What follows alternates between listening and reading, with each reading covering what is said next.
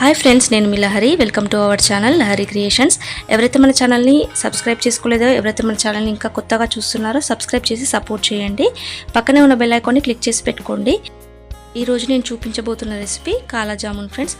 దీనికి కావాల్సిన పదార్థాలు, ingredients: khoa, milk powder, all purpose flour, sugar, cardamom, nutmeg powder. ముందుగా కేజీ కోవా తీసుకోవాలి. ఇలా పెద్దగా ఉన్న బౌల్ తీసేసుకొని కోవాని తీసేసుకోండి.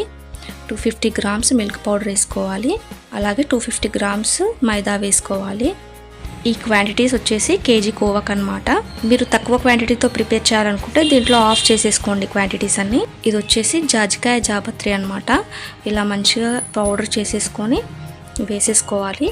ఇది వచ్చేసి green colour food colour, optional. నచ్చితే వేసుకోవచ్చు, లేదంటే అవాయిడ్ చేయొచ్చు. ఇలా కొద్ది కొద్దిగా వాటర్ పోసుకుంటూ మనం చపాతీ పిండి ఎలా పిసుకుంటామో అలా పిసుక్కోవాలన్నమాట. చూడండి, ఈ విధంగా మంచిగా చపాతీ పిండిలాగా కలుపుకోవాలి. బాగా మిక్స్ చేసుకుంటూ మంచిగా కలుపుకోవాలి.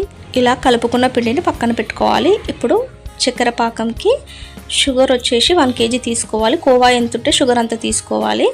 వాటర్ ఏమో తగినంత పోసుకోవాలి. ఒక 5 ఇలాచీలు వేసేసుకోవాలి, కచ్చాపచ్చగా దంచుకొని, లేదా పౌడర్ వేసుకున్నా సరే.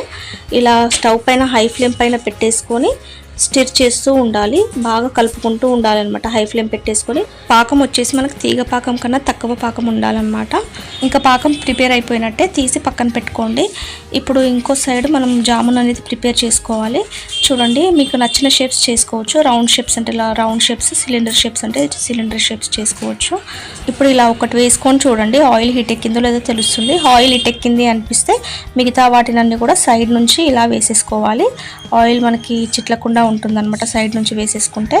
ఇలా వేసుకున్న తర్వాత కొద్దిగా ఇలా కడాయి తిప్పేసి అవన్నీ మిడిల్లోకి వచ్చేస్తాయి అన్నమాట మనకి జామున్ అనేది. జామున్ని వేసిన వెంటనే మనం గరిటె పెట్టకూడదు అనమాట. అవి చాలా డెలికేట్గా ఉంటాయన్నమాట, విరిగిపోతాయి. సో కొద్దిగా మనకి 2 minutes 3 minutes ఆగేసి ఇలా కలుపుకోండి. ఇలా మీడియం ఫ్లేమ్ పెట్టుకొని బ్రౌన్ కలర్ వచ్చేంత వరకు మనం కంటిన్యూగా కలుపుకుంటూ ఇలా ఫ్రై చేసుకోవాలి.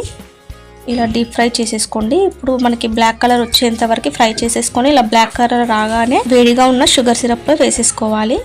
అంతే, కాలా జామున్ అనేది రెడీ అయిపోయినట్టే. చూడండి, ఇలా నెక్స్ట్ బ్యాచెస్గా మనం ఫ్రై చేసుకుంటూ మిగతా జామున్లు కూడా ఇలాగే వేసుకోవాలి. పాకంలో వేసుకున్న తర్వాత ఇలా డిప్ చేయండి. ఇలా చూపిస్తున్న విధంగా నెమ్మదిగా గరిటెతో ఇలా ముంచుకోవాలన్నమాట. అప్పుడే పాకం బాగా పట్టుకుంటుంది.